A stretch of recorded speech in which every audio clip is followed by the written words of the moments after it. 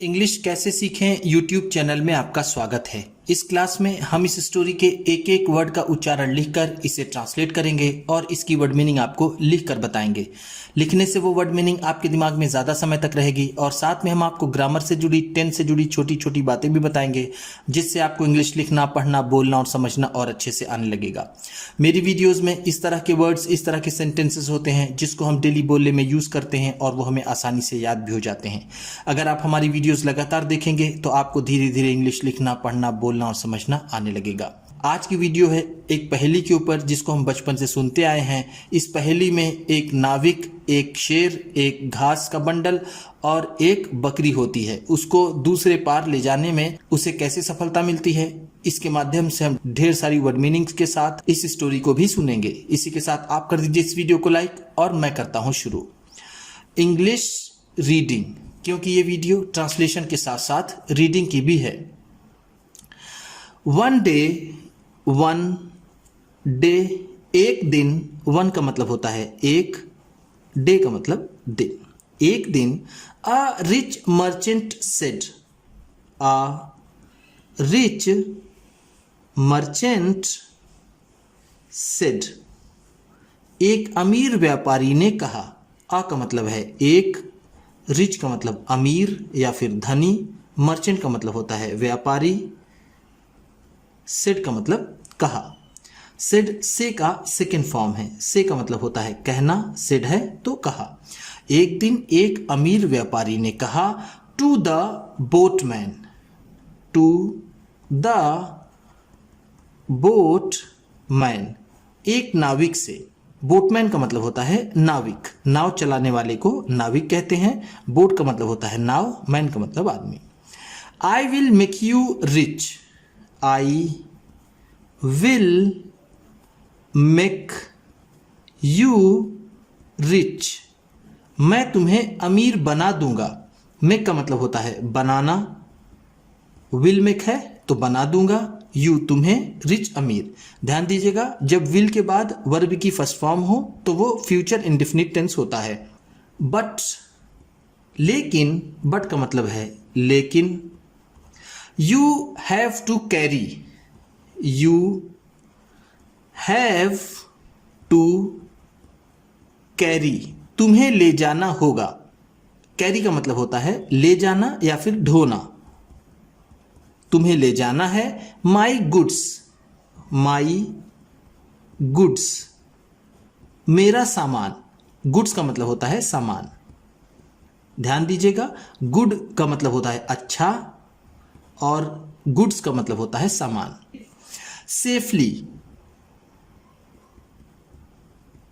सुरक्षित रूप से। सेफ का मतलब होता है सुरक्षित, सेफली का मतलब है सुरक्षित रूप से, सुरक्षित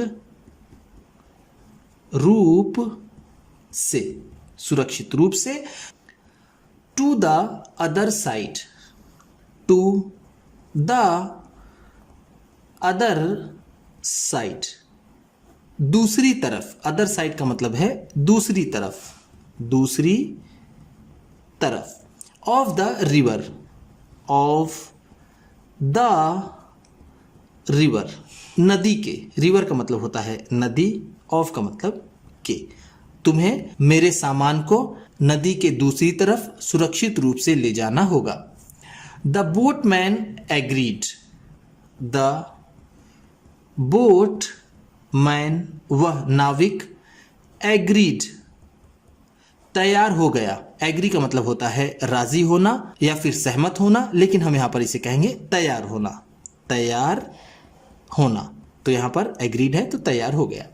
the merchant had a lion, the merchant had, उस व्यापारी के पास था। हैड का मतलब होता है के पास था, के पास था। अगर यहां पर हैज होता, एस होता यहां पर, तो उसका मतलब होता के पास है। यहां पर द मर्चेंट हैड है तो इसका मतलब होगा उस व्यापारी के पास था। अ लायन, अ लायन, एक शेर। लायन का मतलब होता है शेर। अ गोट, अ गोट, एक बकरी। गोट का मतलब होता है बकरी। And a bundle of grass, and और अ बंडल ऑफ ग्रास, और घास का एक बंडल। बंडल का मतलब ऐसे होता है गठरी, लेकिन हम यहाँ इसे बंडल ही कहेंगे। ग्रास का मतलब होता है घास। उस व्यापारी के पास एक शेर, एक बकरी और एक घास का बंडल था। If the boatman had taken the grass first, if, अगर, इफ का मतलब है अगर, द बोटमैन, वह नाविक, हैड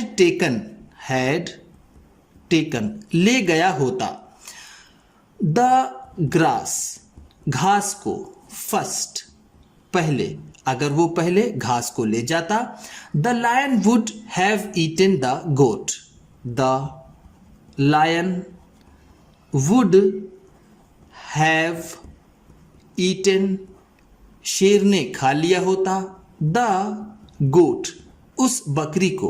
अगर वो नाविक घास को पहले ले जाता तो शेर बकरी को खा जाता। If he had taken the lion first, if he had taken, अगर वो ले गया होता, द लायन, शेर को, फर्स्ट, पहले,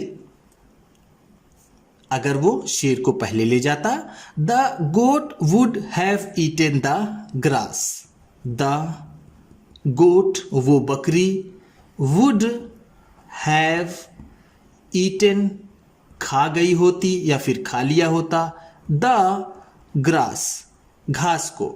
ही first took the goat along, he first took, पहले वो ले गया, ही का मतलब है वह, फर्स्ट का मतलब पहले, टूक ले गया, द गोट अलोंग, बकरी को साथ, अलोंग का मतलब है साथ, पहले वो साथ बकरी को ले गया, एंड, और, लेफ्ट इट, और इसे छोड़ दिया। लेफ्ट का मतलब है छोड़ दिया। लेफ्ट लीव का सेकेंड फॉर्म है। लीव का मतलब होता है छोड़ना, लेफ्ट है तो छोड़ दिया। इट, इसे, on the other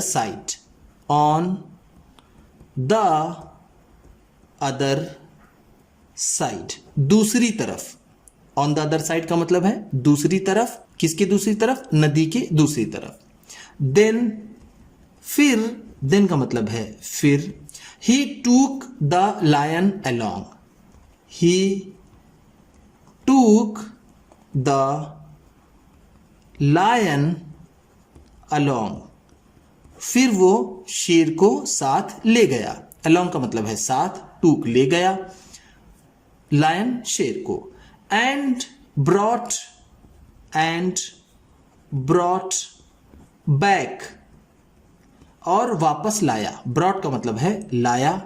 brought bring का सेकेंड फॉर्म है। ब्रिंग का मतलब होता है लाना, ब्रॉट है तो लाया। बैक वापस या फिर से।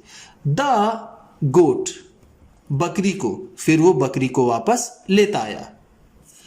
Then he release the goat, then, फिर, ही रिलीज्ड, इसने छोड़ दिया। रिलीज का भी मतलब होता है छोड़ना या फिर आजाद करना। उसने छोड़ दिया। द गोट, बकरी को, बैक, वापस।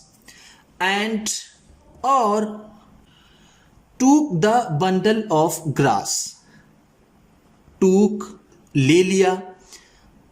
द बंडल ऑफ ग्रास, घास के बंडल को। विथ हिम, अपने साथ, और अपने साथ उसने घास का बंडल ले लिया।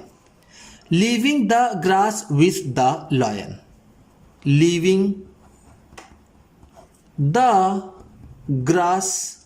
ग्रास को छोड़ते हुए, विथ द लायन, शेर के साथ घास को छोड़ते हुए। ही फाइनली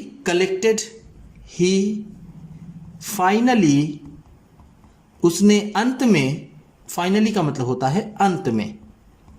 ही उसने, कलेक्टेड इकट्ठा किया या फिर ले लिया। यहां पर कलेक्ट का भी मतलब होगा ले लिया, ले लिया। कलेक्ट का मतलब ऐसे होता है इकट्ठा करना, लेकिन यहां पर होगा लेना।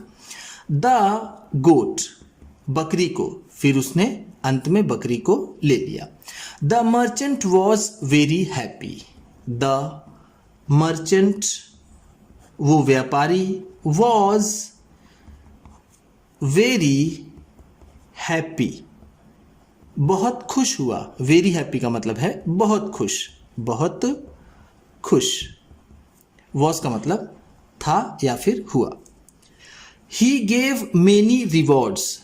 ही गेव, उसने दिया, मेनी बहुत से, रिवॉर्ड इनाम। रिवॉर्ड का मतलब होता है इनाम, मेनी का मतलब बहुत से, बहुत से। गिव दिया, गिव, गिव का सेकेंड फॉर्म है। गिव का मतलब होता है देना, गिव है तो दिया।